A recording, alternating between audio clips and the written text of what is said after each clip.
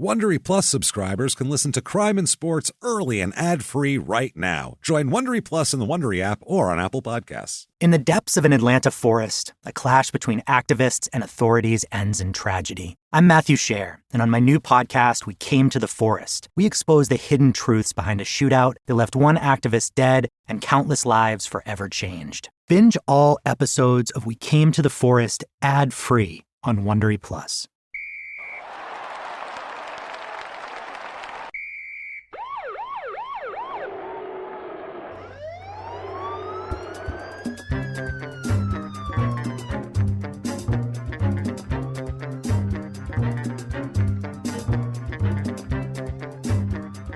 Hello and welcome back to the Crime and Sports Podcast. Once again. Yes, I am James Pietragallo. I'm here with my co-host. I am Jimmy Whisman. Thank you for joining us. Thank you so much. Hope you've been enjoying our scumbag of the week lately.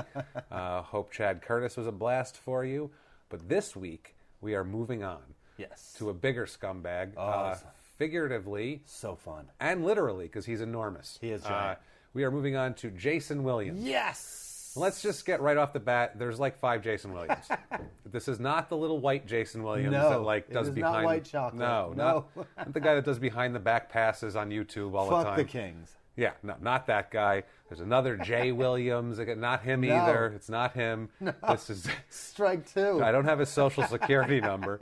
But this is Jayson Williams. The biggest scumbag ever, named Jay Williams. Born February 22nd, 1968. My birthday! There you go. Another J Dub born on February 22nd. A fine man born with you. I'm not as much of a scumbag. I would hope not. I'm close. You would be in or recently out of prison if you were. Yeah. So this gentleman drinking beer for you tonight, Jayson Williams. That's, oh my goodness. So this Jayson Williams, here he is. He was a menace, basically. Jayson Williams, like I said, born in 1968. He was born in South Carolina, where his family seemed to go back and forth. Ended up growing up on the Lower East Side in New York. Yes. Which is odd. This is at a time where, like now, the Lower East Side, nobody grows up there. It's like, there's some yuppies. Some business. And like some Wall Street guys and like 4 hipsters that are like really rich and have studios and that sort of thing. And a lot of Chinese people. Right. You can't afford to raise kids there now. Little Italy's like half a block now. And it is. It's like half a block, and it's there. It's ridiculous. And there's guys, and it's probably hipsters trying to sell you linguine with clams. It's just awful. So and some sort of craft beer. Jayson Williams is half black, and he's half Polish and Italian. All right, which is the Lower East Side connection. He hung out when he was a kid. Hung out with all the Italians. He said Italian tough guys, as he put it in his book. We'll be referencing his book Loose Balls. I wish I had made that title up. He wrote a book. Best title ever. Loose Balls. Yes. And he is a loose ball. Yeah. We'll say that much. Loose cannon, loose everything, he loose is a loose morals. son of a bitch. Loose son of a bitch. So we'll be referencing his book a lot, and it's Loose Balls that came out in 2000. It was like a bestseller, too. And it's him just basically saying, check out what a badass I am for like 200 pages. So Look anyway, at how much of a fuck up I am. So he grows up in the Lower East Side. On the Lower East Side, there he grows large to 6'10", about 250 pounds. He's a big cat. Grew up near a nuclear plant. Yeah, big old power forward. Indian Point might have leaked down to him. I'm not sure. He went to St. John's University in New York. Was one of the red men there in the 80s and the late 80s. That was post Big East, explosion when you had all the Ewing and at that point Morning, and this was like Twin Towers, Morning, Matumbo times and things like that. So interesting time there. Gets drafted in 1990 by the Phoenix Suns. Interesting, right? Doesn't end up going there. Number 21 overall in the first round. Gets traded to Philly for a pick and like 3 basketballs and a pump, one of those hand pumps. Who else came in from Philly in that trade? It was for picks. Really? That's all it was? It was for like picks for like in '93 even. Okay. I think they might have got like something for later. Yeah, they might have. Phoenix they're horrible at drafting. Besides Amari Stoudemire. This may have been the best thing that they ever did in their draft, though. It's interesting. Just getting them the fuck out. Well, and it's so funny because all they needed was a rebounding big man through the '90s, the Suns, and they would have been a lot better. But maybe they kept the people on the streets safe by getting them out. That's true. I'm sure the people of Phoenix were grateful. Maybe they did the public a service, sending him to the East Coast. So he gets traded to Philly, where he settles in there with the Sixers, and he got along with everybody, hung out with Barkley, was a Barkley drinking buddy and all that. That makes sense. That's what you want. Yeah. But his early family, he's got some issues here that he's still, his early family, from what we've heard about, apparently one of his brothers shot one of his other brothers. That's so crazy. There is continuous gunplay that's going to come up with his family, with him. There's just a lot of gunplay going on. If there's anything a constant, it's abandoned children and guns. That's constant. Punching and gunplay. Like, it's just, you're lucky if you got punched by Jayson Williams. So, his mother apparently shot at his father one time when she heard that he was cheating on her. So you shoot at the person, obviously. Absolutely. That's the reaction you want. Correct. He said in his book that apparently one of his sisters contracted HIV from a transfusion. Yes. And then gave the HIV to his other sister when they shared a needle. Which, I mean, hate that I laugh at that, but good it's Lord. so goddamn funny. Good God, the tragedy. You murdered your sister on accident, but still. Good. Well, I mean, they're sharing needles. Yeah, the fact that the two sisters are both using... And this is in the early 90s when Easy dies of it. Like, that shit is super aware. Yeah. And she knows she's got it, and she's just... spiking it up. The 90s was just the decade of AIDS. Yeah. I mean, you knew about AIDS. Absolutely. We've all watched The Real World. Sure. And we watched Pedro wilt away before our eyes. And we knew AIDS, man. Yeah. We knew Magic Johnson had AIDS. That kid that and he had it then. He had it then. Yeah. Well, that was AIDS, HIV. That was when it came out. When he actually had it still. That was then. So, an interesting time. His altercations and his run-ins with the law start early. They do start in college, actually, in 1988. in Let's go back to his sister contracting HIV and AIDS from her sister. They both die, and they have children. Yes. And what happens to those children? Jayson Williams adopts them in his rookie year. Perfect guy to watch over them. Now they have a role model, at least. That's good. A guy with a career, at least. He's got a career. And no AIDS. At the time, this is a guy you're like, this is going to be someone that's going to be dependable. He's going to be a rock. You want this guy to raise your kids. Only like a one red flag before that in '88 when he attacked some spectators at a St. John's game with a metal folding chair. I love it. Yes. Yes, that was a good one. Fucking WWE. That's awesome. I don't know if it was like if he just picked one up off the bench and ran into the stands like he Vernon saw Maxwell. a lot of Bobby Knight, and he's like, "This is the best weapon here." Maybe, or if it was afterwards, they were heckling him and he picked up a metal. I don't know where he got a metal chair from. It's a Cactus Jack. He's just carrying one around. I don't know what the hell's going on here. But he spent the night in the can apparently, and then the charges dropped, so no big deal. I mean, he was a big superstar at St. John's. They were whatever. They'll figure it out. So things are quiet for a little while. He's pretty he's not a non-factor as a rookie, honestly. Yeah. His first couple Numbers seasons. were terrible. Really, his first couple seasons, he was just a non-factor. He's 6'10", he's averaging less than 3 rebounds a game. I mean, 4 points a game. He's just hovering in... His free throw percentage was the worst his entire career. He's never a good, not Shaq level, not like Wilt Chamberlain, but it was 60%. Average. Come on. I mean... couple seasons in the 50s, but... Yeah, I mean, Tim Duncan's not a great free throw shooter, but Tim Duncan averages 22 points a game, so when we'll let that score, go. who gives a shit? Yeah, he's actually scoring also. So Jayson Williams was doing nothing, basically. In 1992, January of 92, they're in Chicago, hanging out with his buddy, the Chuckster. Yes. Mr. Barkley, as we know to get in a brawl or two. Apparently, there was some sort of altercation. There was an argument, and he smashed a beer mug atop a fellow patron's head. That was that. No charges came of it. I don't know. This guy he said he had a knife, apparently. All right. A bunch of people heard the guy say he had a knife. So, hey, Jayson Williams saves the day. I'm coming through with a beer mug. Right. You're having fun with Charles Barkley. Sometimes a beer mug goes over. In my head, someone's I'm picturing it being like at the Yard House, like one of those tourist beers, like Oh, the a 3 big- foot yeah, beer. three- I want him to like swing that like a Louisville against a dude's head. I'm picturing like a saloon style. Yeah, you know, like a- something thick, something thick. meaty. Yeah, something really meaty. Something that'll crack a skull.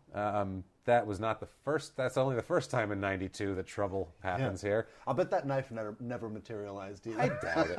I doubt it. The guy was probably honestly scared shitless of an enormous Jayson Williams wielding a fucking beer mug, holding anything. And Charles Barkley's not a small guy either, not at all. and he's as wide as a house.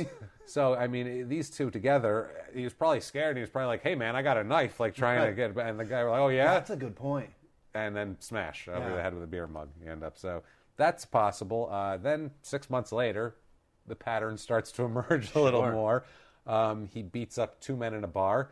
I'm not sure if this was the one he owned or not, but he asked these 2 gentlemen to leave the bar. Correct. Which, if it wasn't his establishment, I don't know what the hell place he has doing it. Right. I'm the biggest guy here. Leave. Right. This is my place. Yes, I play for the Sixers. I'm going to leave. I dare you to tell me it's not. Yeah, I don't get it. So anyway, these 2 guys, he says they challenge him to a fight. They go outside. Now, he's enormous, first of all. He maces them first. Just to even the score. Even the score, mace him up, and then beats the shit out of him afterwards, which is a good progression, I think, if you're going to... It's a good way to start it. He softened him up a little bit. Hey, guys, hey, and then just started attacking them. I like that. Can you see me? Yeah. It's harder to see a man that's that big with mace in your eyes. I would say so, while he's raining giant blows upon you. So... I wish I could have seen that fight, though. That sounds awesome. And so this fight, actually, charges are later dropped, but there is a lawsuit. All right. One man sues him for millions, sues him for like $3 million, I believe, or something in that neighborhood. It was multiple $1 million. Settled for $30,000. This guy settled for like a new Corolla. Back then, that was probably, that's probably let's be fair. That's like a Jeep Cherokee in '90. Yeah. So this guy settles for a new car, for a mid-sized SUV. And Jayson Williams, apparently thrilled with the outcome, he tells Sports Illustrated later that, quote, "It was the best $30,000 I ever spent. I beat his fat ass." So, if I've got a bunch of millions of dollars and somebody picks a fight with me and I'm his size, I may say that exact same quote. It's pretty fun. And that's another thing that keeps coming up is until the actual the incident that we're all going to get into here, he owns a lot of shit before that. Yeah. Like in his book, his whole book is about, I beat this guy's ass, I almost shot this guy in the face. The whole book's like that. So he owns a lot. So now he gets traded to the Nets in '92. This is when the career takes a big uptick. Well, not yet. Well, I mean, 96. Being that he gets to New Jersey, who was he playing with there? Was it Nelson? Was it Don Nelson, the coach there? I don't think so. In New Jersey, I don't remember who the coach was. Pietragallo or some shit like that. I don't know. We're talking. But whoever the coach was in his bleak. first couple of years Early there, 90s. yeah, it was pretty brutal. It was bleak. But once they started getting like Kittles. Yeah, things started coming along. Derek Coleman Derek Coleman. That whole crew started coming together, and the Nets became a force. So during this time of the building of the Nets in 1994, after a game, he was in the parking lot with some other players hanging out, apparently showing off his handgun. Crazy. Another pattern that will emerge. Crazy that the man has a gun on him. It's a .40 cal. He's got a .40 caliber handgun. He fires it over the heads of his teammates for some reason. I don't know why. Hey, y'all, watch this. Gets taken in. The most hillbilly fucking thing in the world, shooting guns in a parking lot. But in a metropolitan place like New Jersey, that's fucking absurd. The Meadowlands parking lot. I mean, yeah, the Nets didn't draw that well, but there were some cars there and people. Someone could have got shot. I mean, good God, it wasn't that much of a ghost town. He denies firing the gun. I had it. I was waving it around. Right. I gave it to Benoit Benjamin, and he started shooting it off. I don't know. Like, what the fuck is going on? Nice reference. I like that. What the hell's going on here? So he's charged. There will be 19 people that listen to this that know who the fuck Benoit Benjamin is. Good, because he's going to come up again later, actually. Benoit Benjamin does come up again later. He gets charged with reckless endangerment. Let's see, what was it? Reckless endangerment, unlawful possession of a firearm. Perfect. Charges were dropped when Jayson agreed to do a series of lectures for the kids. And he put a big ad in the paper also. And the ad in the paper is amazing. Shoot for the top, shoot for the future, shoot baskets, not guns. Or limo drivers. What the fuck? Did he put limo drivers in there? He did not. Okay. That would have been amazing foresight. Foreshadowing, like a motherfucker. He's not psychic. This was 94. And if he already knew that was something that could bother. Shoot for the stars, shoot for the moon. Shoot for your future. Shoot baskets, not guns. Not guns. Jackass. Not a Lincoln Town Car in the parking lot of the Meadowlands. What a complete idiot. So he's just a complete jackass. So then, 3 years later, like 97 or so, 3 teens say that him and Derek Coleman assaulted them outside of a night. Which, good Lord, can you imagine him and Derek Coleman coming at you? Unbelievable. Derek Coleman is a head, and that's it. The man he's a giant, just a round. Yeah.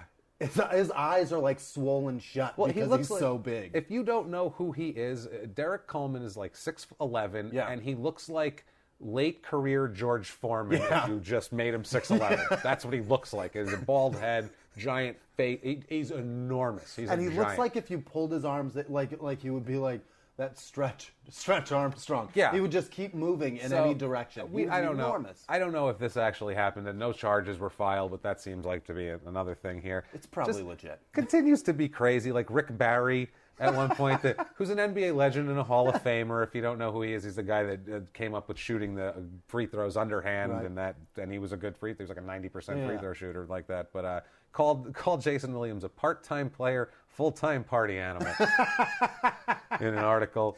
That should be on his fucking tombstone. That's really beautiful. Should, and it probably will be. And, that's his Rodney Dangerfield, there goes the neighborhood. That's beautiful. Yeah, there was no Twitter to like go back at him at that point, Right. so instead he just waited until they played Brent Barry in a game, Rick's son, and he just roughed him up for the entire 48 minutes. Just beat the shit out of poor skinny Brent Barry. Brent Barry thought he was going to have a great career after that dunk contest, and now he's getting his ass creamed up and down the court by terrible. a lunatic. So things change in 1996. He's playing for the Nets. He has a talk with Chris Mullin. Chris Mullin's another St. John's alum. And Chris Mullin apparently probably looked up to him. Mullin was an NBA superstar, an all-star. Going back to last week's Chad Curtis, you trust a man with a crew cut. You do. And Chris Mullin, you trust a man who can snap threes like that. Because if you played... Clutch. If you played NBA basketball Sega games in the 90s, you knew that Golden State team, Tim Hardaway, Latrell Sprewell, Chris Mullin at the small forward, threes. Billy Owens, and Chris Webber. That was the squad. That's and your shit. You kick it out to Mullin, and that thing is money. So he had played this game, apparently, and trusted Chris Mullin. Mullin explained to him how he was a big partier, a big drinker. Then he did some math, and he said, hey, if I stop partying and drinking, at least for my career, it's probably a $30 million difference in terms of how much better I play. Stop kicking people's asses and losing 30 grand at a clip. Lawsuits, arrests, just general reputation, and just partying, too. Yeah. I mean, if you go home at the end of the night, you're going to save rather than going to strip clubs and all that kind of thing. So Jayson Williams actually, for the first time, stopped partying. He stopped drinking. He embraced sobriety. He would go home at night, no alcohol. He was doing and it showed on the court. And apparently Chris Mullin lost his number or some shit. That's later. I don't know if he retired. But, I mean, for a couple years there, he put it together. And on the court, too. I mean, in 96-97 season, he averaged 13.4 points a game, which, whatever. But that's decent. 13.5 rebounds. Rebounds. So, I mean, that's... Crushing it. 13 and 13, we'll take that. You're averaging a double-double. That's pretty good. I mean, the 13, you want a little more points, but not if 13.5 rebounds is getting into rarefied air. That's a really good average. Whether or not he makes the bucket coming up next, if somebody else makes it, that's a great number. It's not Dennis Rodman, but I mean, that's like saying, oh, well, it's not Babe Ruth. Whatever. So anyway, Rodman also put some points on the board. He was worse than this points per game. Yeah, Rodman was a terrible scorer, but I figured it was 16. No, he loved he's. We'll get into Rodman another time, I'm sure. Actually, on this show, Rodman will come up later. But 97-98, he averages 12.9 points a game, 13.6 rebounds. So I mean, he's holding steady. It's going up a little. He's probably in better shape. Yeah. He's not drinking. Feeling like maybe there's a Hall of Fame career going to end up out of this. He's pulling it together. So much so that the Nets decide to entrust him with $90 million. Oh, Jesus. A 6-year, $90 million contract on the table for Jayson Williams. And that spells the end for that man. You don't give $90 million to a man. I mean, next season he comes out 98-90. He's psyched. Yeah. I got 6 years, $90 million. I'm going to play until Stephon Marbury gets in my way and I trip over him and snap my leg in half. And he does suffer a career-ending leg injury on April 1st. Hey, April Fools, haha, your leg's broken. That 1999. Makes exact sense. In a collision with Marbury. They were playing the Hawks. They put a plate and 5 screws in his leg, and that was pretty much that. He waited a year to retire, but it was over at that point. That's the equivalent of a 90-year-old lady breaking a hip. That's just the end. He had a quick wedding and divorce at that point, too. Yeah. Just a quickie little thing like that. Announced his retirement in 2000, became an analyst for NBC. Right. They were trying to get, like, personalities in there and make it like TNT. You know, Jason... Throw a couple of road sodas in this guy, and he's going to be fun. Yeah, man. He'll mace Charles Barkley and then beat up Kenny Smith. Kick the shit out of Kenny Smith. And So... At this point, he releases the aforementioned Loose Balls. Yeah. Best book title ever. We're 12 years old, by the way. Every time the words Loose Balls are mentioned, Balls, that's so good. we break into laughter like jackasses. Such fucking quality. I mean, Loose Balls, this is, like I said, memoirs of him acting like a fucking lunatic from top to bottom. He talks about in high school, like he knocked a guy out and tried to push him out of a 4-story window. And, you know, it's a red flag, I would say, at that point. Apparently, his father shot a kid in the ass who was fucking with Jayson Williams. I don't know if this is like an older kid or whatever, but his father shot a guy in the ass, a kid, like a child. You don't shoot a child. He didn't shoot a guy. He shot a fucking kid. He shot a child in the ass. With a legit gun, not a pellet gun, a fucking gun. He shot him, and his father wasn't even the Italian parent. And I can say that because my last name's Pietragallo. Fuck off. Recounted multiple stories of gunplay also, which is amazing. Such a theme. I was apparently hanging out with Manute Bull at Manute Bull's house. If you don't know Manute Bull, basically get some taffy and stretch it as far as it goes. And that's what Manute Bull is like. And stand that shit up and put a basketball in its hands. That's him. A nice man, though. He donated every cent he makes from everything to the Sudan, and he's from the Sudan. Good guy. Anyway, he's 7'7", I believe, 7'6", and look up Manute Bull 3-pointer. Just on YouTube. Do yourself a favor.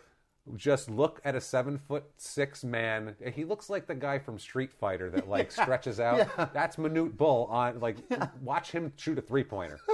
That's what you have. It's like a daddy long legs with a basketball. Amazing. It's hilarious. It's so cool. So he's so skinny. He's hanging out with Manute Bull. Manute Bull's uncle from the Sudan is there hanging out, and he's fucking with Jayson Williams, and he's saying he's like, I hear you're the gangster man. I don't know why I'm doing an accent. I don't even know what accent they have in the Sudan, but he's like, I hear you're. And that probably means something different in the Sudan. Yeah, who knows? He said, I hear you're the gangster guy. You don't look so tough to me.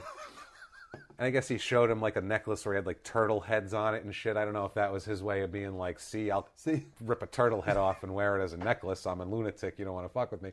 So apparently, there was a joke, and then he got a little more serious. And apparently Jayson Williams, recurring theme again, gets a few drinks in him. He's a little loose with the gunplay. Oh, boy. And so he goes out to his car and gets a gun and comes back in and points it at Manute Bull's uncle, scares the living shit out of him. He's from the Sudan. Yeah. He's used to gunplay. Right. This guy sees a gun, that's execution time for him. The man's had a gun since he was 7. So yeah, this guy probably a little skittish around guns if he's from the Sudan. Freaks him out. He almost killed New York Jets wide receiver Wayne Corbett at a shooting range. He had a Desert Eagle, which is a cannon that you can hold in your hand. It's like take a Civil War cannon and just pick it up and fire it at someone. That's what it is, basically. I don't picture Wayne Corbett and Jayson Williams just being anywhere near each other. Well, they both played in the New York area. Yeah, but I just don't see their personalities meshing well enough to be near each other. It's an odd mix. It really is. But hey, guns bring people together. Alignment from the Jets and the fucking craziest man ever to play for the fucking Nats. So guns bring people together, like they did with Corbett and Mr. Williams, right. And they were shooting guns at a range. Williams had a Desert Eagle, and apparently Wayne Corbett bent down to pick something up, or was it's the biggest handgun you can get. It's enormous. You could mount it on your car, and now it's a tank. It's huge. And apparently he did not see Wayne Corbett and fired off a gun, as Jayson Williams put it, so close to his face that the sound knocked him out cold. But I didn't see him. I didn't see a 350-pound lineman. No, he's a receiver. Corbett's a little guy. I'm picturing somebody else. Yeah, Wayne Corbett is that little over-the-middle, like Wes Welker type receiver. little tiny white guy. Is that who receiver. it is? Yeah, he's a little white wide receiver. Perfect. I'm talking about sports, and I haven't got a clue who the fuck Wayne Corbett is. That's all right. That's okay. Wayne Corbett, he's got a French name, whatever. That's an odd thing for. How many football players have French names? Maybe I was overlooked him. picturing a lineman. I have no idea. No, he's not a lineman. He's a little guy. Not little. I'm sure a regular sized person. All right. But, he's like a 5'11", 6-footer or whatever. All right. Over the middle. Still is a grown-ass man. He's a slot guy, but who's you'd right still in see front him. of your pistol. You'd see him when firing off large caliber weaponry. So that's, loose balls. He's working for NBC at this point. At this point, he has another incident in a bar with the Kembe Mutombo of all people this time. All right. He apparently wagged his finger one too many times. Another African from the Sudan that he can't deal with. It's a real problem with Africans, this guy. He's racist. So he slaps a drink out of Mutombo's hand. Boy. They have to be separated by security. How'd you like to get between those two monster people? How big was Mutombo? 7'? He's a 7'1" guy. No, he's a 7'1", but he was so thin he was too. Big. Yeah, but he would block your shot. Yeah, he was yeah, another yeah. lanky. Yeah. His finger was like 8 feet long. Boy, that guy was a menace in the paint. You couldn't put a shot up near him. His finger basically looked like when Chris Rock played Arsenio on SNL, Yeah. and he would put those giant, ridiculous fingers. His finger is as long as my arm. Yeah, so he could block your shot. He was nasty. At this point, he buys a lacrosse team a jackass for some reason that moves to Anaheim the next year. He just had nowhere to piss his money away. Open a restaurant and sell sliders, you fuck. He's hanging out. He's got a nice house, which we'll get to in a moment. So we come to the night in question here, which is January 13th of 2000, or February 13th of 2002, night before Valentine's Day. How romantic! How sweet! Where he gets picked up by a limo driver. He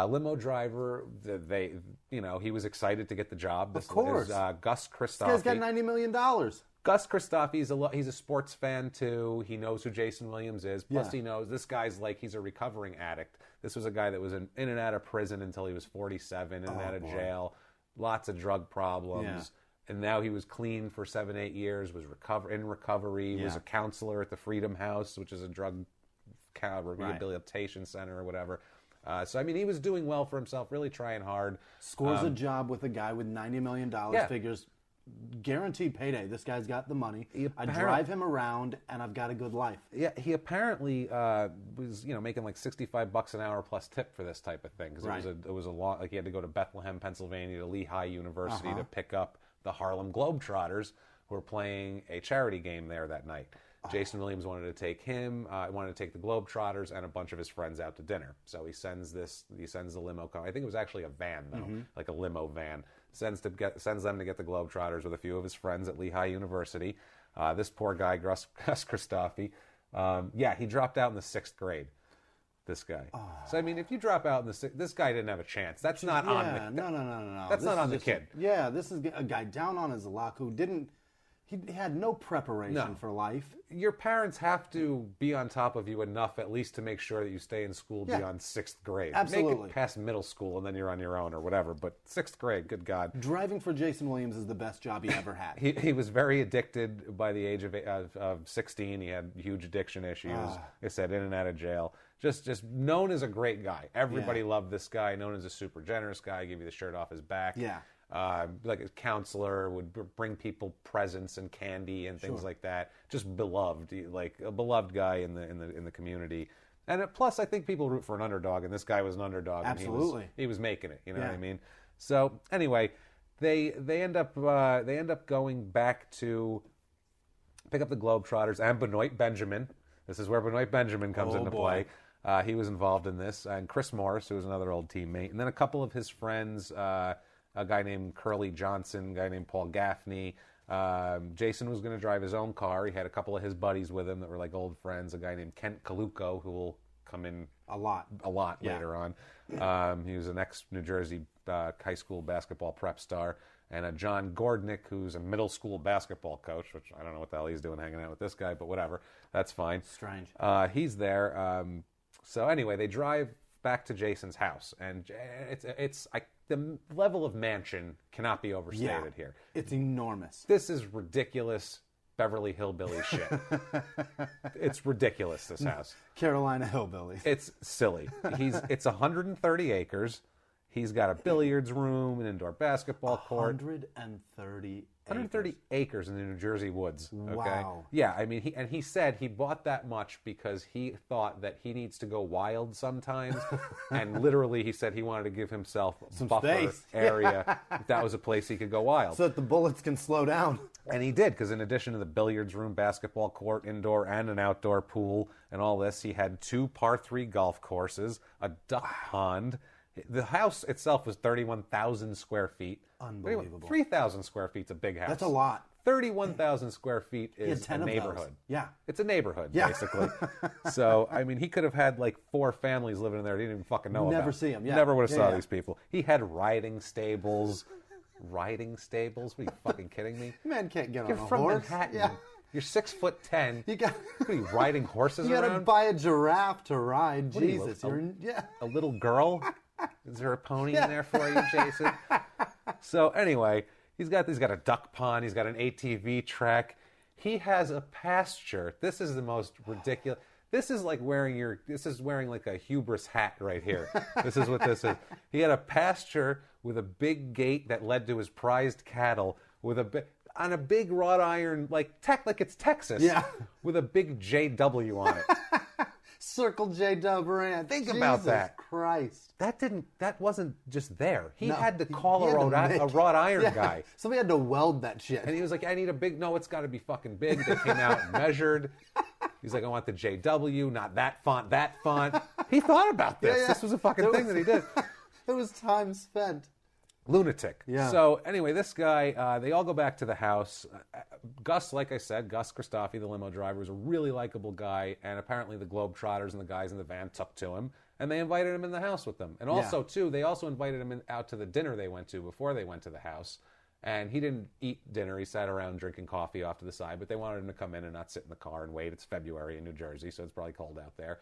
And apparently Jayson Williams at that point... Biggest mistake ever. At dinner started making a couple of snide comments toward him. Yeah. Humorous type things, but it's like he's going to be our whipping boy for the night. Because he doesn't fit in with us. We're not the, so he was fucking with poor Gus. We got $90 million, you guys. Well, he has $90 million, let's say. The Globetrotters, I don't think they're making shit. But... No.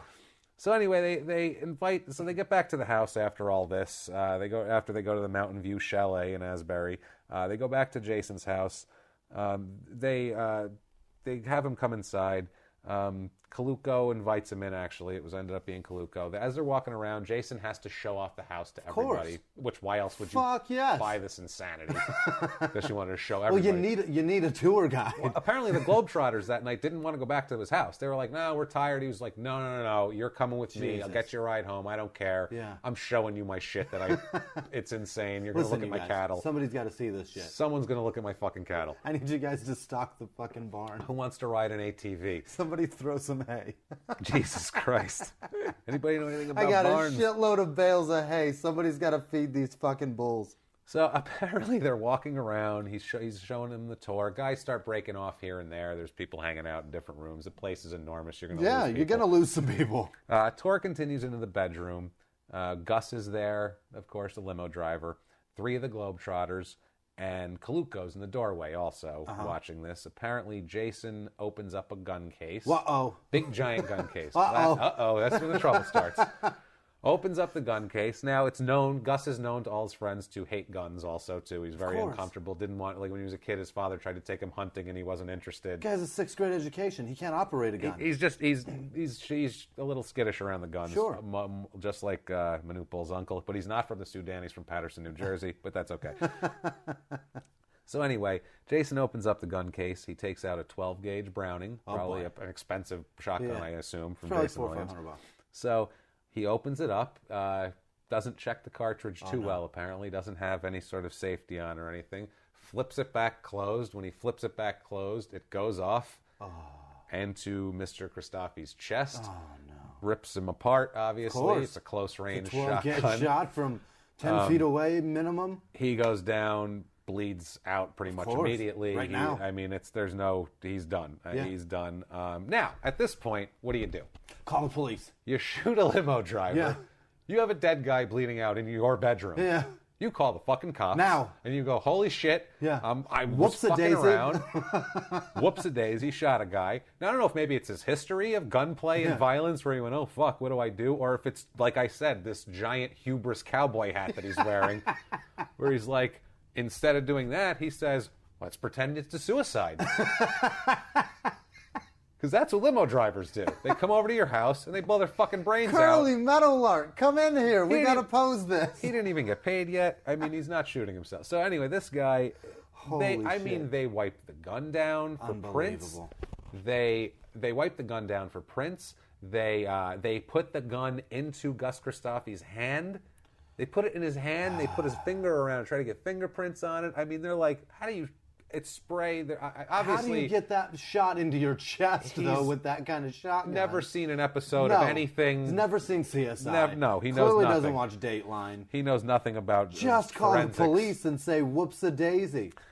Yeah, what's the worst that could happen, honestly? Negligible, whatever. Right. You do some probation, you pay a big fine, you're going to have to pay this guy's family off. For this guy, I mean, I don't know. You got $90 million. You can afford it. Sell a couple of bulls. So apparently this is Coluco and Jayson Williams conferring and deciding that this is the right thing to do, make it look like a suicide.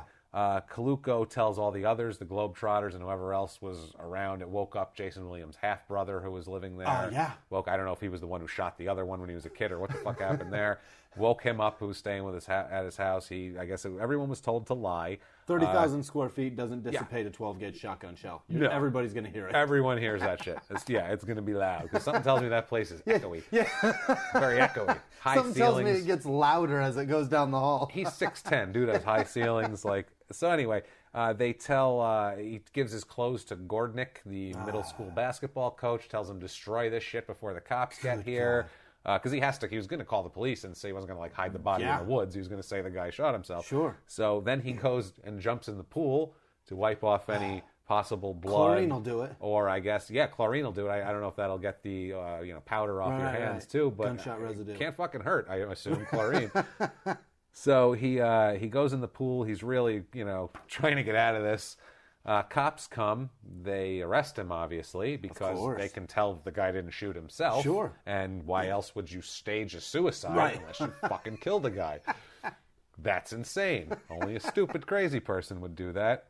And here we are with Jayson Williams, who's apparently both of those things. Whoops-a-daisy. So they charge him with 7 things, which these guys, Lawrence Phillips, 7-7. This guy's 7. Apparently you get an athlete, you charge him with 7 things, including the most... 7's your lucky number. 7's your lucky number, pal. You wore 55, but we're going with 7. Apparently, though, the most egregious of these violations was the aggravated manslaughter that carried 10 to 30 years of a charge with it, which is quite the charge. Shocking that that's all that carries. Yeah, well, it's aggravated manslaughter. It's not murder, so it's... Aggravated usually stacks up. Well, I think because he was drunk and careless, and I think I don't know. I'm not. Just I'm that not a lawyer. Why but am I just that word this? When it's in a charge, it usually stacks the time, and I figure 30. I guess 30 years is quite a bit of time. So That's I a guess lot. That makes sense. That's a lot. 10 to 30 makes sense. Depending on the person, you figure there's some whatever. So this goes to trial in 2004. The trial's a fucking circus, obviously. Yeah. He tried to say that. He tried to say a lot of things. He was just playing around. Yeah. He was doing this. He was doing that. And they kept bringing up the insults to Gus because when they were at the house, he kept shooting more barbs at him. Horrible things. So, they kept bringing that up and saying, basically they were saying like you were messing with him, you were trying to scare him, that sort of thing, which even by the end, the prosecutor just says it was an accident, but the cover-up is the main. We'll never know how that happened. We'll never know. You bullied him all night and then shot him. We never know if he was bullying him at the time or if he was just messing around, like snapping it shut to scare him, and it went off. And anyway, he gets found not guilty of the aggravated manslaughter and an assault charge. Gets convicted of 4 charges related to the cover-up later on. That's the thing. The big deal is, though, the jury is deadlocked on reckless manslaughter. That's a big prison charge, and the jury's deadlocked, hung jury on that. Supposed to have a retrial in the March of the next year, but it gets postponed. He's appealing all of these decisions.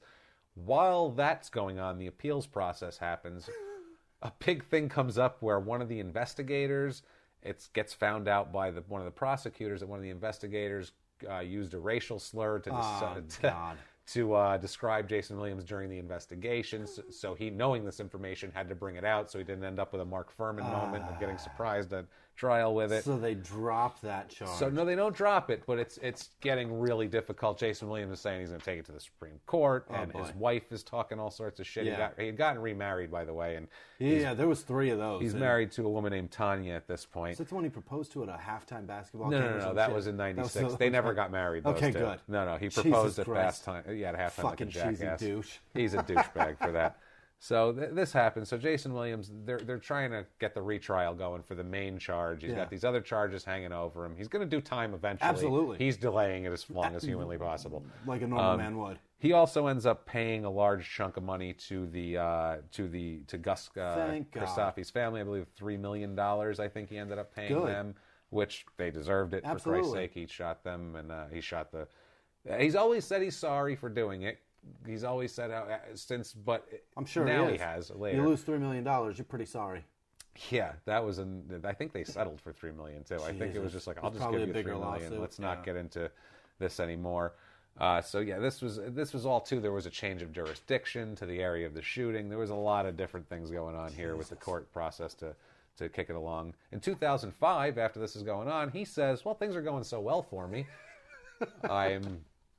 Going to go to prison at some point for these 4 charges related to covering up manslaughter. Drink it up. So why don't I go play in the CBA? And this isn't the Canadian Basketball Association, which would probably even sound better, like the CFL. This is the Continental Basketball Association. He plays for the Idaho Stampede, storied franchise. Jesus Christ. And this is the level of the CBA, if I could give you some of the teams that were active in 2005. The Albany Patroons. I don't know what the fuck a patroon is. Sounds like a cookie. It's like a macaroon sort of thing, maybe with a cherry in it in the middle. I don't fucking know. It's got a Hershey kiss on it. Butte Daredevils. Oh, those guys are bad as the fuck. Gary Steelheads, Gary, Indiana. The aforementioned Idaho, the Michigan Mayhem, which sounds like an MLS soccer team. It's a good name, though. It's not bad. Sounds like it's like something you'd name like a created franchise in Madden. Call it the Michigan Mayhem. Sounds like something that is created in Michigan. Yes. The Rockford Lightning. Yeah. That's fine. Sioux Falls Sky Force. Jesus. The Great Lakes Storm. And my favorite, I got to get a jersey of the Yakima Sun Kings.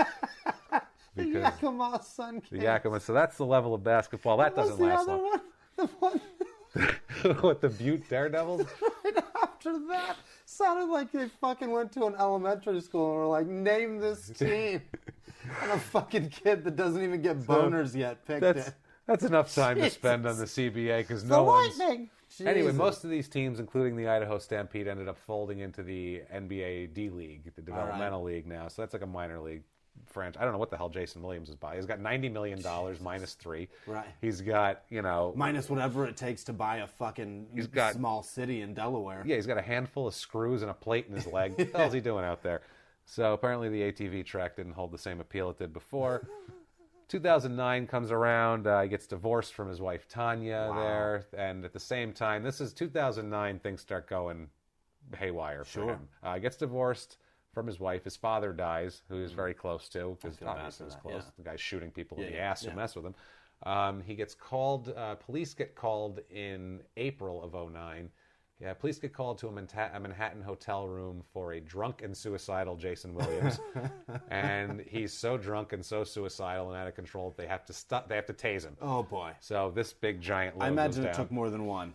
Probably. He's a big guy, and we all know he gets a little crazy when he's drunk. Suicide notes all over the room. Multiple drafts. In case they don't find this one. Multiple drafts. In case they don't find that one. He made it rain with suicide notes, which is not something you want to do, not normal for the average He's like NBA you player. right now, throwing these cue cards all over the room. Or David Letterman after amazing. a fucking... So, Jesus Christ. A month goes by, so he's down in Raleigh, North Carolina for some reason. He gets in a bar fight with somebody, knocks the shit out of some poor bastard. He's drunk again. Charges later get dropped on that. Lucky for him. It's time to suck him down when life goes sour. It's been December. His lawyers drop him. They withdraw from his case because they're like, this guy's a loon. Apparently, he had an opportunity for a decent plea before that, and he rejected it. So they were like, you know what are we doing with this asshole? Besides running up a large bill. He's going to shoot us. Yeah. If we bill him any more, he's going to shoot us. We come to January 5th of 2010. This here is the year of JW right here. This is the year of JW at this point. He crashes his SUV into a tree in Manhattan, refuses the breathalyzer. No, don't take it. Don't want no breathalyzer here. It's not how he talks, by the way, either. He's arrested for DUI, of course, or DWI. It's New York. Right. He is charged $16,643 for the tree. For the tree? For the tree. I'd like to see what kind of fucking tree that is. He is sentenced to a year.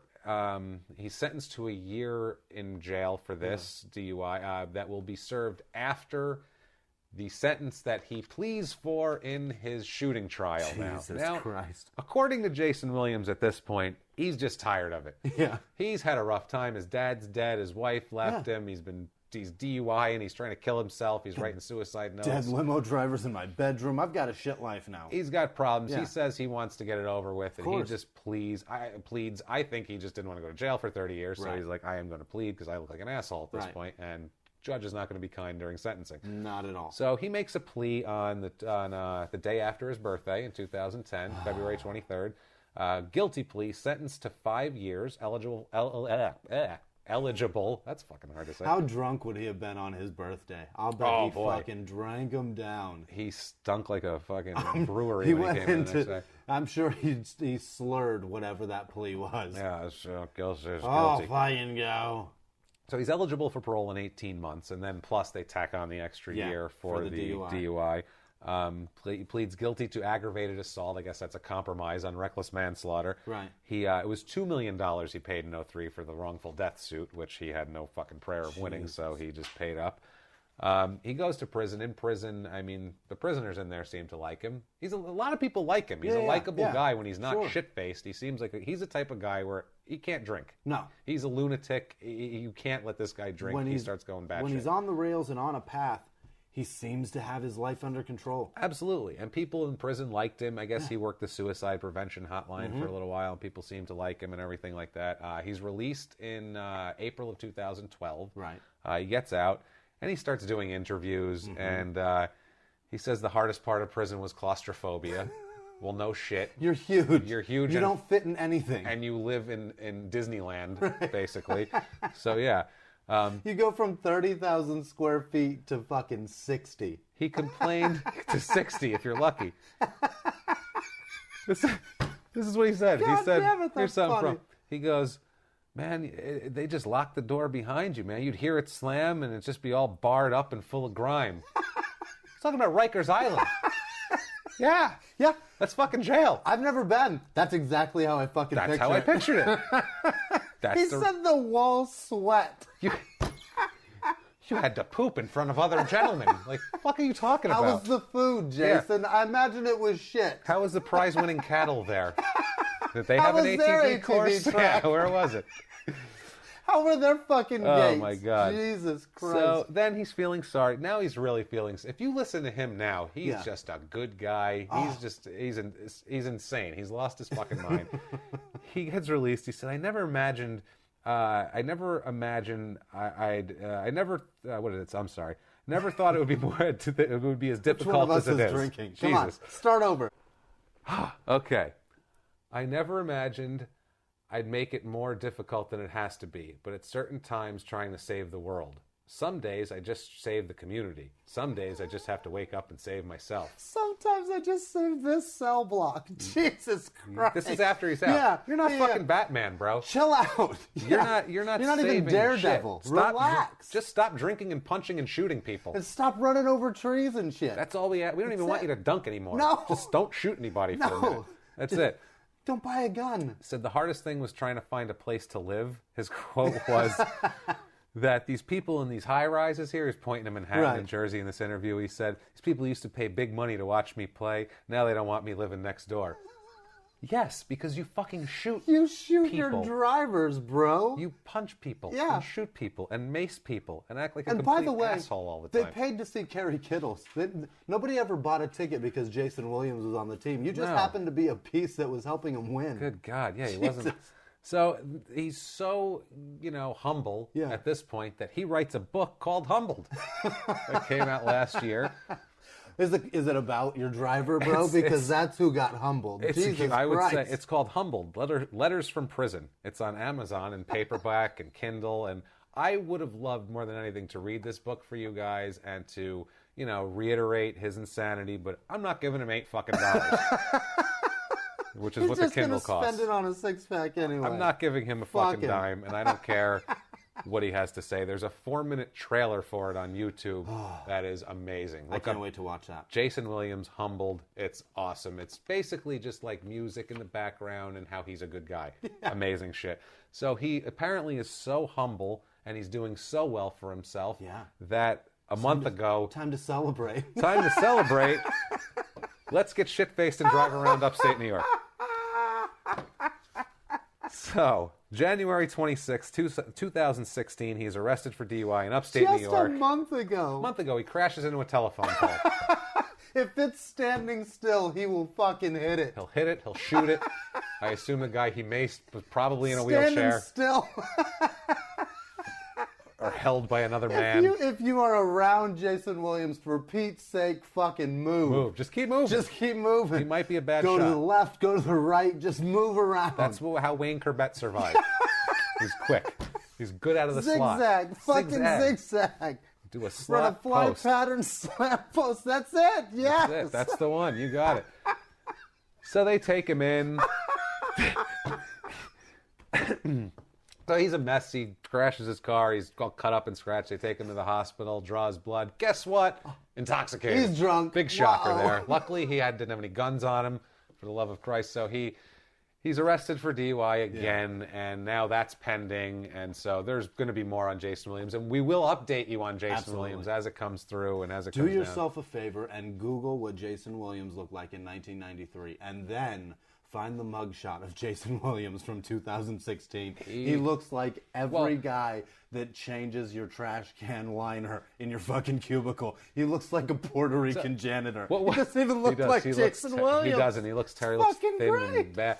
So we will post those pictures, by the way, together when we release the episode. So fucking good. We'll good. Post those because you're going to want to see this shit. We'll post a picture of him playing and then post a picture of his mugshot.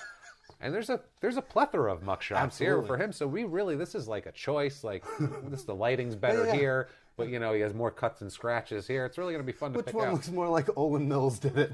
So that's Jayson Williams in a nutshell. Like I said, still continuing. You can follow the saga of Jayson Williams online. Crazy. Keep it up. TMZ just released that. So if he does any other crazy shit, I'm sure it'll be out there. I can't wait. We'll update you also. Yeah. Anybody that we do, if they do anything crazy again, we'll do a bonus episode. Coming in. Just a bonus. We won't even make it a regular episode. We'll pop it out on a Thursday or something, just as a bonus deal for you guys. Hey guys, check this out. So, we want to keep you informed. We're not journalists. Right. We're not crime reporters. No. We're not attorneys. We're a couple of comics. Who are shitting on assholes. We're just, that's it. We're a couple of comics, and these people are dicks, and we're going to talk shit about them for your enjoyment, hopefully. I don't know. Because it's proven. It's all in writing somewhere. Please follow us on Twitter. It's at crimeinsports. It's crimeinsports@gmail.com is the email if you want to have any commentary for us or maybe future episode ideas, anything like that. You want to call us assholes. Please, anything, whatever you want to do. Twitter, if you want to do it publicly. Or you can get on our Facebook page, facebook.com/crimeinsports. We're all over the place. I am on Twitter at Jimmie P is funny. And Jimmy, you want to give me yours? I'm on Twitter at Whisman Sucks, WHISMAN Sucks. And that's also Instagram, Jimmy Whisman on Facebook. Find me, follow me, Facebook whatever. Too, whatever. Find My apologies to Wayne Corbett for not knowing who the fuck you are today. Yeah, sorry, Wayne Corbett. I'll Google you. Sorry, Benoit Benjamin, to wrangle you into this. Sorry, Manute Bull. We miss your apologize. Black spaghetti ass. You did nothing wrong to anybody, Manute Bull. You were a wonderful man. But thank you very much for joining us. Next week, join us again. Next week, we are going to get into a little international flair. We're going to have a soccer player. I'm so excited. And he's a fucking lunatic. I can't wait. It's going to be really fun. So even if you don't give a shit about soccer, trust us, it's fun. It's going to be fun. And we're going to make it fun for you guys. Thank you so much. Join us next week. Each and every week on a Tuesday. iTunes. Get us on Podomatic.com. Remember to rate and review, please. That helps us so much on the rankings and all that shit. It's complicated, but please help us. Rate, review, share, all that shit. Share. let everyone know about this, because honestly, we're just a couple of schmucks. We don't have a big podcast network or anything behind us. We're just trying to put out some quality something and some comedy for you guys. So if you like it, start the movement and help us, the Crime and Sports movement, live from the Crime and Sports studio. Thank you guys so much. Join us next week. Bye. If you like Crime and Sports, you can listen early and ad-free now by joining Wondery Plus in the Wondery app or on Apple Podcasts. Prime members can listen early and ad-free on Amazon Music. Before you go, tell us about yourself by filling out a short survey at Wondery.com/survey. In the 1980s, a rosé swept the country. Hey, Mike, I really like this White Zinfandel. Well, good. Now put it down. I'm going to try another one. White Zin became America's top-selling wine. But most don't know that this sweet drink has a sour history.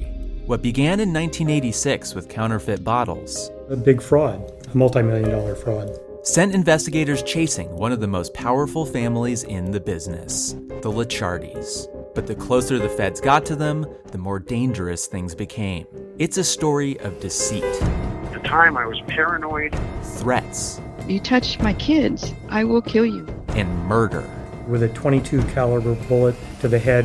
What started with a scheme to mislabel wine spilled into a blood-soaked battle for succession. Welcome to Bloodvines. You can binge listen to Bloodvines exclusively and ad-free on Wondery Plus. Join Wondery Plus in the Wondery app, Apple Podcasts, or Spotify.